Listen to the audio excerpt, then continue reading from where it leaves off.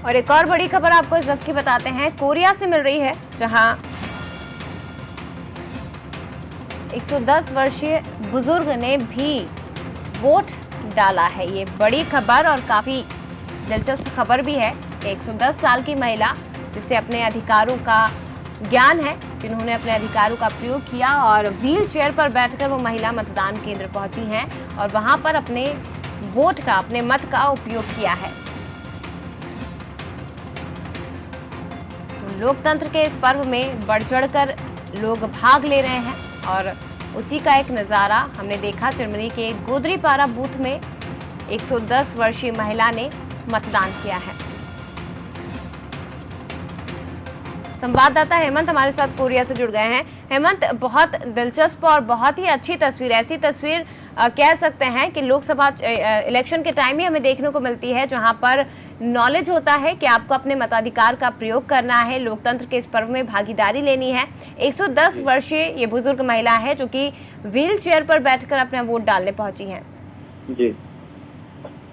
जय, मैं आपको बता देना चाहूंगा कि ये जो 110 वर्षीय जो बुजुर्ग महिला है, विभा रानी चक्रवर्ती जी, ये जब मतदान देने जब यहाँ जब पहुंची तो उन्हें गोदी में उठा के लाया गया था उनके नाती द्वारा। जी जी। और उसके बाद फिर उन्हें व्हील चेयर के माध्यम से उन्हें मतदान के लिए ले जाया गया। और जब हमने इस विषय में उनसे पूछा कि आप मतदान जो करने आए हैं, ये किस वजह से आए हैं और क्या कारण है, जी जी, तो उनका कहना था कि मैं ये जो मतदान जो करने आई हूँ, ये भारत माता के लिए है और चाहती हूँ कि यहाँ जितने भी लोग हैं सब यानी अच्छे से यानी खुशहाल रहें और मिलजुल कर रहें और अपने मत का सही प्रयोग करें। हेमंत, इन महिला से आपने बात करने की कोशिश की, इनके साथ कौन आया था, इनके परिजनों में कौन शामिल था, उनसे आपने बात करने की कोशिश की कि ये जो बुजुर्ग महिला हैं, कह सकते हैं बहुत बड़ा संदेश भी जो जनता है देश की उनको दे रही हैं कि जब ये इस उम्र में अपना मत का प्रयोग कर सकती हैं तो फिर तो युवा इस उत्सव में उन्हें भी बढ़ चढ़ कर भाग लेना चाहिए। कहना चाहूँगा कि हमने जब उनके परिजनों से ये बात की तो उन्होंने कहा कि हमेशा की तरह इस बार भी यानी अपने मत देने के लिए उत्सुक थी और इनकी वजह से हम सब परिवार साथ में मिलकर मत देने आए हुए हैं। जी, उनके परिवार से आपने बात करने की कोशिश की। हेमंत, क्या कहना है उनका, क्या इस बार महत्व रख रहा है उनके लिए, क्योंकि बुजुर्ग महिला एक मिसाल कह सकते हैं बनी है। अभी जब हम ये तस्वीरें भी देख पा रहे हैं, तस्वीरें हमारे सामने चल रही हैं, दर्शकों को भी तस्वीरें दिखा रहे हैं कि उनके परिजन उन्हें गोद में उठाकर ला रहे हैं, व्हील चेयर के सहारे वो आती हैं, वोट डालती हैं। तो बहुत ही सुंदर तस्वीर है ये, जो लोकतंत्र का पर्व है इसमें हमें देखने को मिल रही है। उनके परिजनों से आपने बात करने की कोशिश की, इनसे आपने बात करने की कोशिश की, क्या ऐसे मुद्दे हैं जिनको लेकर ये खुद आई हैं और व्हील चेयर पर और अपना वोट डाल रही हैं? जी, इनका जो यही कहना था इनके परिजनों का भी कि हम जो है हमारी दादी माँ को देख के यानी यही सीख लेते हैं कि हमें अपने मत का अच्छे से उपयोग करना चाहिए और हमेशा मिलजुल कर रहना चाहिए और जो सही व्यक्ति हो उनके कार्यों को देखकर ही अपना मत का प्रयोग करना चाहिए। चलिए, शुक्रिया हेमंत जानकारी के लिए। तो ये जो तस्वीरें हैं बहुत सुंदर, बहुत दिलचस्प तस्वीर, और इन तस्वीरों को ही देख के हमें समझ में आता है कि लोकतंत्र का ये पर्व है, 5 साल में एक बार ही आता है और इस पर्व में बढ़ चढ़ कर हमें भाग लेना है। किस राजनेता को हम चुनना चाहते हैं, किसने आपके क्षेत्र में विकास किया है, उसे आप सत्ता में काबिज कीजिए ताकि आपका क्षेत्र का विकास हो सके और आपके जो देश है, हमारे देश का विकास हो सके।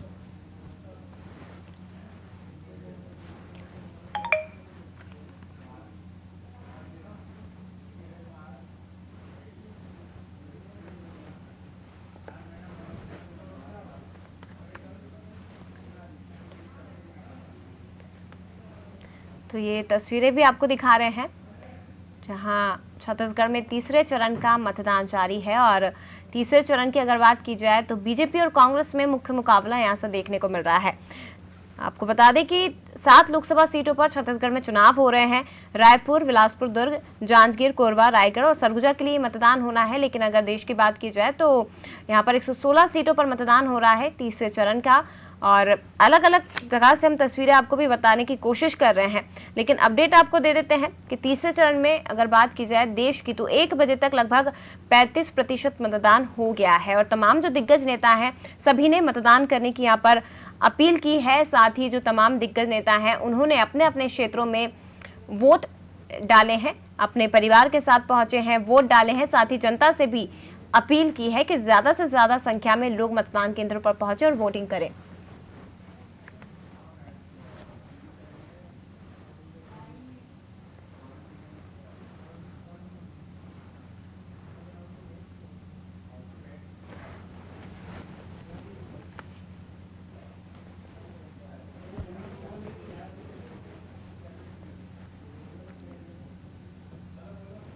पारुल, तीसरे चरण का चुनाव है देश की अगर बात की जाए तो 116 सीटों पर ही मतदान हो रहा है। छत्तीसगढ़ की अगर बात की जाए तो 2 चरण के चुनाव जो हमने देखे उसमें नक्सलियों की खासी कायराना हरकत जो हमें देखने को मिली। लेकिन अगर अभी छत्तीसगढ़ की बात की जाए जहां 7 सीटों पर वोटिंग हो रही है, अच्छा खासा यहां से आंकड़ा निकल कर आ रहा है। हालांकि जो अपडेट मिल पा रहे हैं वो यही है कि धूप और गर्मी के कारण थोड़ी वोटिंग धीमी दिखाई दे रही है, लेकिन जो शाम होते होते वोटिंग का आंकड़ा जरूर हमारे यहाँ पर बढ़ता हुआ दिखाई देगा। लेकिन सबसे बड़ी बात यही है कि इस बार जो नक्सलियों की हरकत है, जो करतूत है, उन पर लगाम हमें दिखाई दे रही है लगी हुई।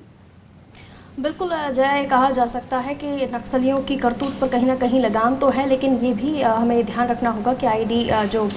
स्फोटक सामग्री है वो भी कहीं ना कहीं जब्त की गई। अपडेट से आपको रूबरू करा देती हूँ जो तीसरे चरण के अब तक के यानी 1:45 बजने को आ रहे हैं और अब तक का जो प्रतिशत हमें मिल रहा है वो 27.29% जो फीसदी है हमें मतदान का प्रतिशत मिल रहा है। ओवरऑल छत्तीसगढ़ की अगर हम बात करें तो कोरबा का अपडेट हम बता दें दर्शकों को, जहाँ 23.25% हमें मतदान का अपडेट मिला है अब तक। मतलब जनता इतना मतदान कर चुकी है। और अगर हम पिछले दूसरे चरण की बात करें तो थोड़ा सा अभी स्लो दिखाई दे रहा है। अगर कंपैरिजन में आज का दिन हम देखते हैं तो बेमेतरा में 28.50, नवागढ़ 29.21%, मुंगेली में 43.65% मतदान की खबर है, साजा में 29.75%, जांजगीर चांपा में अभी तक की सिर्फ 20% ही वोटिंग हो पाई है। सरगुजा का जो स्टेटस है वो 40% हमें मिल रहा है। लोरमी से 44.2% की वोटिंग का स्टेटस हमें मिल रहा है। महिलाएं भी पहुंच रही हैं, देखा जा रहा है। जो विजुअल्स हम लगातार सुबह से अपने दर्शकों को दिखा रहे हैं और अभी तक जो हम स्टडी कर पाए हैं उसमें ये भी समझ में आ रहा है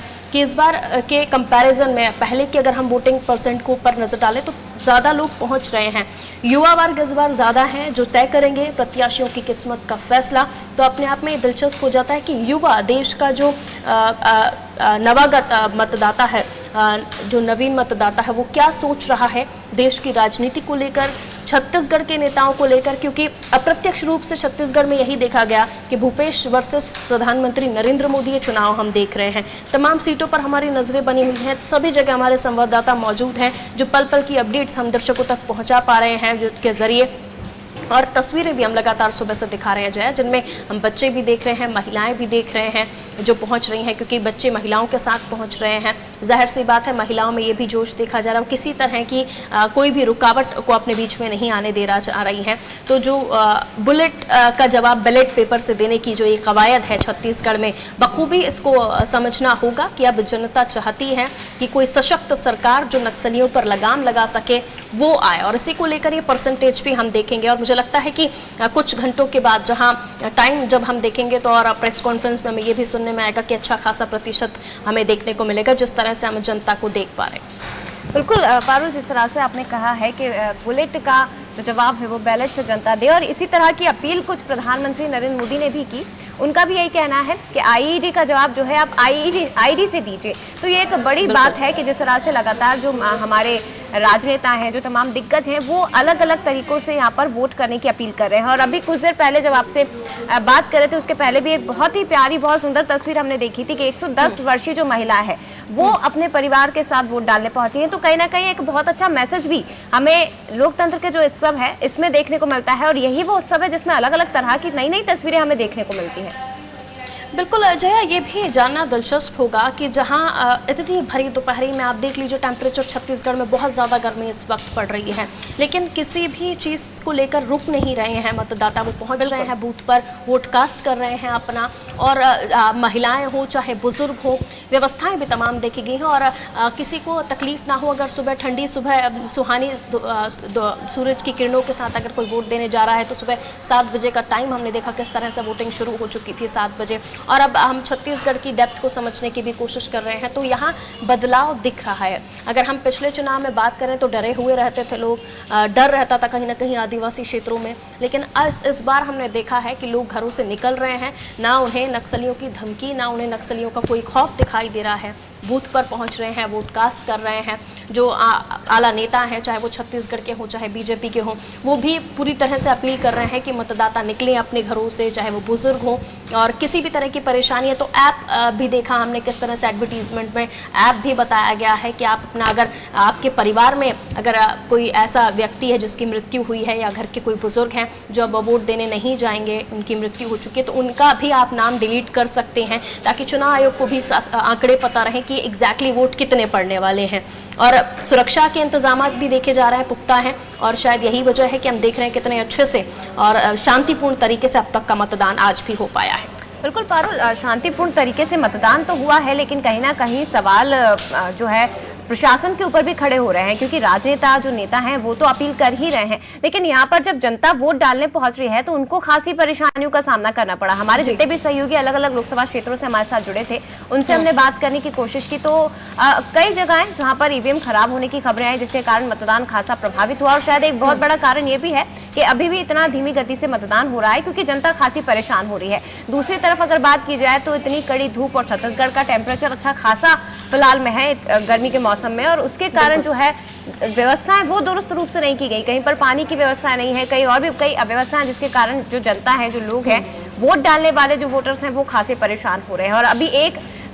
जगह से इस तरह की खबर आती है कि पानी न मिलने के कारण एक महिला की मौत हो जाती है और वो वोट डालने ही पहुंचे थे। तो ये काफी निराशाजनक तस्वीरें हैं जो हमें देखने को मिल जाती हैं कि आप प्रशासन के ऊपर सवाल जरूर खड़े कर सकते हैं कि आपने व्यवस्थाएं इतनी दुरुस्त नहीं की, जिसके कारण लोग परेशान हो रहे हैं और उसका असर वोटिंग पर पड़ रहा है। बिल्कुल, देखिए इस मामले में चुनाव आयोग की जिम्मेदारी बनती है कि वो किस तरह से इंतजामात करते हैं, कितने लोग उनके बूथ पर मौजूद हैं, बूथ के बाहर क्या इंतजामात हैं, बुजुर्गों को लेने छोड़ने के लिए किस तरह के व्हीकल या फिर किस तरह की चीज़ें उन्होंने प्रोवाइड कर रखी हैं। पानी के इंतजाम होने चाहिए थे, क्योंकि इतनी दोपहर में अगर वहाँ लोग पहुँच रहे हैं तो चुनाव आयोग को ये ध्यान में रखना चाहिए था। एक तरफ आप अपील कर रहे हैं कि वोट प्रतिशत बढ़ाने के लिए आप इस लोकतंत्र के महापर्व में आहुति दीजिए, आगे बढ़िए, लेकिन आगे जब जनता बढ़ रही है तो लापरवाही भी दिखाई दे रही है। ईवीएम मशीनें खराब होना, ये तो नहीं कह सकते हैं कि जानबूझ के किया गया होगा, जाहिर सी बात है टेक्निकल चीज़ें हैं, प्रॉब्लम्स हो जाती हैं, लेकिन इसको लेकर एक बैक में भी एक चीज़ तैयार करके रखनी चाहिए थी चुनाव आयोग को कि अगर इस तरह की कोई समस्या होती है तो एट ए टाइम कोई दूसरी व्यवस्था की जानी चाहिए थी, यानी वैकल्पिक व्यवस्था का कोई ऑप्शन पहले से तैयार रखना चाहिए था चुनाव आयोग को। वैसे ही छत्तीसगढ़ बहुत ही देखें तो कितना सेंसिटिव एरिया हमें समझ में आता है, नक्सलाइट के लिए फेमस है छत्तीसगढ़, और वहाँ पर अगर लोग घरों से निकल कर किसी तरह से बदलाव चाहते हैं तो यहाँ थोड़ा सा मुझे लगता है कि चुनाव आयोग को ध्यान रखना चाहिए था, अधिकारियों को भी ध्यान रखना चाहिए था कि किस तरह की सुविधा वो दे सकते हैं। अगर वहाँ पर बुजुर्ग भी पहुँच रहे हैं या फिर जो बच्चे भी, मैंने कहा कि महिलाएं पहुँच रही हैं, तो जाहिर सी बात है अपने घर से छोटे छोटे बच्चों को लेकर भी, और तस्वीरें भी हम दर्शकों को लगातार दिखा रहे हैं कि पहुँच रही हैं महिलाएं, धूप हो छाँव हो, व्यवस्थाएं लेकिन थोड़ी सी दुरुस्त होनी चाहिए थी। इस बारे में मैं भी यही बात कहना चाहूँगी। बिल्कुल पारुल, बदलाव की बात आपने यहाँ पर की है, तो बदलाव की बात अगर हम करें तो विधानसभा चुनाव में बहुत बड़ा बदलाव हमने देखा। 15 साल की जो बीजेपी थी उसका सुपड़ा साफ कह सकते हैं, जितनी उम्मीद भी शायद कांग्रेस को खुद नहीं होगी वो विधानसभा चुनाव में हमने देखा है। अभी लोकसभा चुनाव की अगर बात की जाए तो यहाँ पर नरेंद्र मोदी वर्सेस सीएम भूपेश बघेल का जो है इलेक्शन हो गया है केवल छत्तीसगढ़ की अगर बात की जाए, क्योंकि छत्तीसगढ़ में भूपेश बघेल ने खुली चुनौती दी है कि अगर आपके अकाउंट में कर्ज माफी के पैसे नहीं आए हैं, अगर आपका बिजली बिल हाफ नहीं हुआ है, तो आप निश्चित तौर पर कांग्रेस को वोट मत दीजिए। तो कह सकते हैं कि छत्तीसगढ़ में, और हमारे जितने भी सहयोगी जुड़े, हमारे जो स्टेट हेड जुड़े, उनका भी यही कहना है कि छत्तीसगढ़ में नेशनल लेवल के मुद्दे इतने हावी नहीं हो रहे हैं जितने स्थानीय मुद्दे हावी हो रहे हैं, और लोगों को वहां पर विकास की दरकार है, क्योंकि छत्तीसगढ़ नक्सल प्रभावित एरिया है और वहां पर विकास अभी भी बहुत ज्यादा जरूरी है। बिल्कुल, छत्तीसगढ़ में विकास की दरकार है, ये तो कहना भी इसलिए पड़ जाता है क्योंकि काफ़ी लोग वहाँ पर जो हैं मूलभूत सुविधाओं से वंचित है। लगातार हम आवाम की आवाज़, हमारा जो कार्यक्रम है उसमें भी छत्तीसगढ़ की खबरें उठाते हैं और दर्शकों तक जनता की बात पहुँचाने की कोशिश करते हैं। अब अगर हम छत्तीसगढ़ की बात भी कर रहे हैं जया, यहाँ पर हम मुद्दों की भी बात करें अगर, तो भूपेश बघेल साहब ने, जैसे कि आपने भी बताया कि उन्होंने कहा है कि अगर किसी के खाते में जो कर्ज माफ़ी का जो अमाउंट है वो नहीं पहुँचाए तो आकर अपनी बात रखे। बिजली बिल हाफ की बात लेकिन लगातार बीजेपी भी हम देख रहे हैं चुनावी माहौल में आरोप लगा रही है, और आरोप मरने के अलावा भी वो ये भी हमने मध्य प्रदेश में भी देखा किस तरह से लिस्ट मंगवाई गई। अगर हम छत्तीसगढ़ की बात करें तो छत्तीसगढ़ में भूपेश सरकार एक जगह मुझे लगता है बैकफुट पर दिखाई दी थी, जहां दाल भात योजना जो थी, जहां गरीबों को 10 रुपए में 5 रुपए में खाना मिल पा रहा था। पहले इस योजना की शुरुआत 5 रुपए से हुई थी, उसके बाद वो 10 तक बढ़ी, लेकिन उस 10 रुपए में भी गरीब अपना भरपेट भोजन खा रहा था। उस योजना को बंद किया गया। कहा यह गया कि जो केंद्र की सरकार है, जो उनकी तरफ से जो सहयोग मिलता था वो सहयोग मिलना बंद हो गया, इसलिए रायपुर में भी वो योजना बंद की गई। देखिए गरीबों का फैक्टर यहाँ पर मायने रख जाता है, और जब हम गरीबों की बात कर रहे हैं तो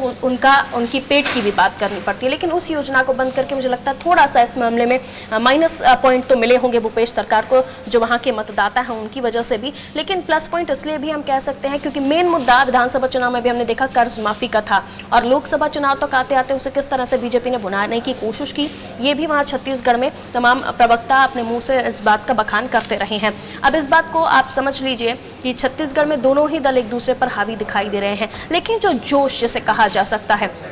समर्थकों में, कार्यकर्ताओं में, प्रचार प्रसार के समय उतना जोश हमें बहुत ज्यादा दिखाई नहीं दिया था, खासतौर पर बीजेपी की अगर हम बात करें। छत्तीसगढ़ में अगर हम बात कर रहे हैं आला केंद्र के नेताओं के पहुंचने की भी,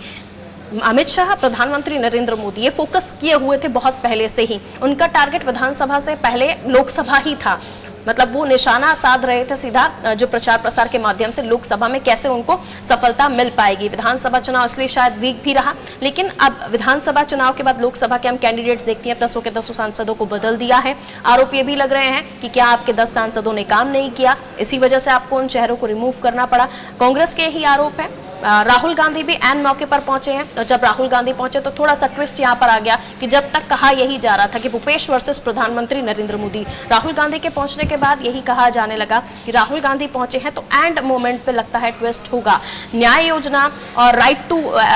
हेल्थ की भी बात की जा रही थी, आयुष्मान योजना, वहां पर हम देखे किस तरह से उस पर कहीं ना कहीं रोक लगाने की कोशिश की। अब कारण जो भी हो, आरोप यही लगते रहे कि आयुष्मान योजना में चेंज करके आप उसे ला सकते थे, कम से कम गरीबों को इलाज मिल पाता उस योजना के तहत। तो कुछ माइनस पॉइंट हैं, जिस माइनस पॉइंट को भुनाने में बीजेपी पर्याप्त कोशिशें कर रही है। लेकिन जैसे कि मैंने कहा कि प्रचार प्रसार में कहीं ना कहीं वीकनेस दिखाई दी है, वहां पर बहुत जोर शोर से प्रचार प्रसार हुआ नहीं।